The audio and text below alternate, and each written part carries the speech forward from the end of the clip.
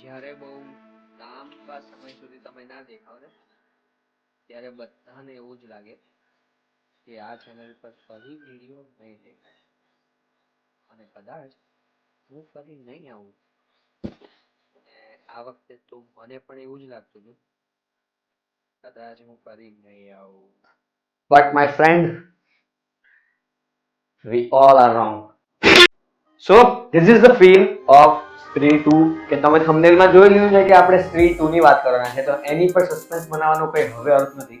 અને એટલા માટે જ બહુ વખતથી મને ખબર છે ઘણા લાંબા વખતથી ઘણી બધી વસ્તુઓના લીધે ઘણા બધા કારણોના લીધે આપણે આ મૂવીઝની વાત નતા કરી શકતા. But let's try again, you know, I don't give up Naruto fan. Okay, તો Stree 2 પહેલી વાર મારા સિટીની અંદર કોઈ એવી મૂવી લાગી છે જે મેં પહેલા બહુ સાંભળ્યું હતું કે ઘણી મૂવીઝ એવી હોય છે જેના આગલા દિવસે, એટલે કે રિલીઝ જ્યાં થવાની હોય એના આગલા દિવસે રાતના અમુક શોઝ લગાવવામાં આવે છે. પણ at a certain period of time પછી મને ખબર પડી ગઈ કે આ વસ્તુઓ ખાલી મોટી સિટીઝની અંદર જ્યાં આઈમેક્સ થિયેટર્સ હોય એની અંદર જ થતું હોય છે. અને જ્યાં હું રહું છું ત્યાં દૂર દૂર સુધી એક પણ આઈમેક્સ તો છે નહીં. હમણાં નજીકમાં ક્યાંક ખુલ્યું છે, નજીકમાં એટલે એ પણ 200 કિલોમીટર દૂર છે. પણ તેમ છતાં એ સિવાય કોઈ થિયેટર મારી નજીકમાં નથી જ્યાં આઈમેક્સ હોય. તો મારી માટે એવો ચાન્સ જ ઉભો નથી થતો કે હું આગલી રાતે આ મૂવીને જોઈ લઉં. પણ ખબર નહીં કેમ Stree 2 મૂવી ગઈકાલે એટલે કે રિલીઝ થવાના એક દિવસ પહેલા રાતના શોની અંદર અહીંયા આગળ રિલીઝ થતી હતી. અને એઝ ઓલવેઝ મેં મારા ભાઈબંધોને પૂછ્યું અને એઝ ઓલવેઝ એ લોકો બધાએ ના પાડી દીધી. મારે આ કામ છે, આ કામ છે, આ કામ છે. અને મારે એકલાએ જ પરિવાર મૂવી જોવા જવું પડ્યું. ઓલ્ધો હું હોરરનો એટલો બધો ફેન નથી કારણ કે આઈ રિયલી હેટ ધમ કેરેક્ટર્સ.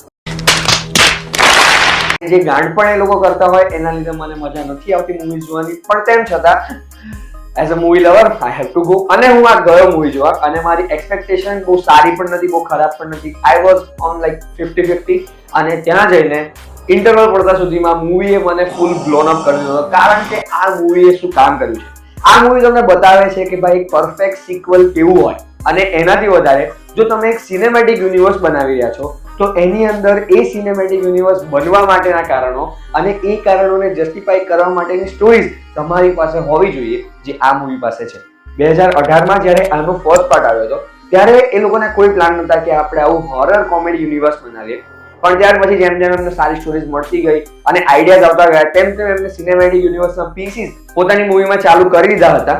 અને એ મૂવીનું કન્ક્લુઝન, આઈ મીન એ પીસીસનું કન્ક્લુઝન, શોર્ટ ઓફ કન્ક્લુઝન આપણને આની અંદર જોવા મળે છે. અને આવનારી મૂવીઝ માટે ટીઝ પણ જોવા મળે છે. એટલા માટે પોસ્ટ ક્રેડિટ છે જોયા વગર જતા ના હતા. બીજી વસ્તુ, આ મૂવીની સ્ટોરી જેમ મેં પહેલા કહ્યું એમ કે પોતાના સિનેમેટિક યુનિવર્સને જસ્ટિફાઈ કરે જ છે પણ એક સિક્વલને પણ જસ્ટિફાઈ કરે છે. અને as a stand alone movie પણ આ મૂવી પોતાની સ્ટોરીને જસ્ટિફાઈ કરે છે કારણ કે આની અંદર તમને જે જૂની ફીલ હતી એ તો મળે જ છે, એની સાથે કંઈક નવા એસ્પેક્ટ્સ ઉમેરાય છે અને એની ઉપર પણ કામ થયું છે. એવું નહીં કે ખાલી ક્લીશે કે આ હતું એના નામ પર આપણે આમ કમાઈને પૈસા કરી લઈએ, તો એવું કંઈ નથી. પણ પ્રોપર સ્ટોરી અને એની પાછળ પ્રોપર બેકગ્રાઉન્ડ આપીને આ મૂવી તમારી સામે ફૂલ ઓન પેકેજની તરીકે પ્રેઝન્ટ થાય છે. અને એક જ વસ્તુની મને સૌથી વધારે કમ્પ્લેન લાગી તો આની અંદર આટલું લાઉડ બેકગ્રાઉન્ડ મ્યુઝિક કેમ હતું. કારણ કે ઘણા બધા ડાયલોગ્સ તો મને સંભળાતા હતા. એમાં એક કારણ તો મારી બાજુમાં બેસેલા એક ભાઈ હતા જેમને ખબર નહીં દર 5 સેકન્ડ હસવું આવતું હતું. બે ભાઈ બસ કર્યા, પાછળથી બે જણાએ કીધું કે હું એ કરે છે, પણ he was like I am enjoying my movie. અને એ સારું હતું કારણ કે આખું થિયેટર, ઓલમોસ્ટ આખું થિયેટર કાલે મેં પહેલી વાર ફૂલ જોયું. બહુ બધા મૂવીઝ પછી આવું જોવા મળ્યું. ઇવન ડેડપૂલ એન્ડ વુલ્વરીનમાં પણ આટલી બધી પબ્લિક નથી જેટલી Stree 2 ની અંદર હતી. અને બાળકો પણ હતા જે લોકોએ પણ મજા કરી છે. થોડું ઘણું એ લોકો ભીગા હશે. પણ આ મૂવીની અંદર હોરરના નામે એ લોકોએ જમ્પ સ્કેર્સ બહુ રાખ્યા છે. અને ફર્સ્ટ હાફમાં તો લિટરલી બહુ જ બધા જમ્પ સ્કેર્સ છે. અને તમને એવું થાય કે યાર હવે થોડું વધારે થઈ ગયું, પણ અમુક જગ્યાએ પ્રોપર બિલ્ડઅપ વાળું અને હોરર વાળું પણ. કારણ કે હોરરમાં એવું કહેવાય છે કે લેસ ઇઝ મોર.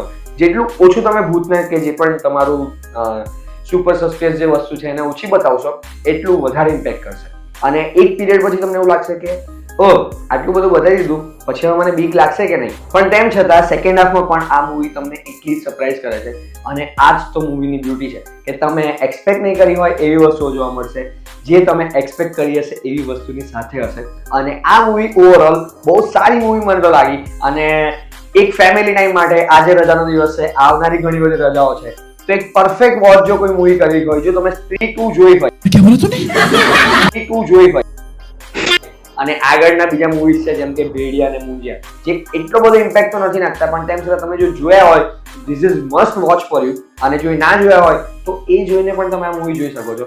એટલીસ્ટ તમારે સ્ત્રી 1 તો જોવી જ પડશે સ્ત્રી 2 સમજવા માટે. અને મળીએ ફરી બીજી વિડીયોમાં, ખબર નહીં ક્યારે, પણ મળીશું ચોક્કસ. નહીં તો એમને પણ રસ્તે ચાલતા મળી જઈએ છે. તો મળીએ ફરી બીજી વિડીયોમાં. ત્યાં સુધી લાઈક, શેર અને સબસ્ક્રાઇબ, કારણ કે હમણાં તેની બહુ જરૂર છે. સો સી યુ સૂન.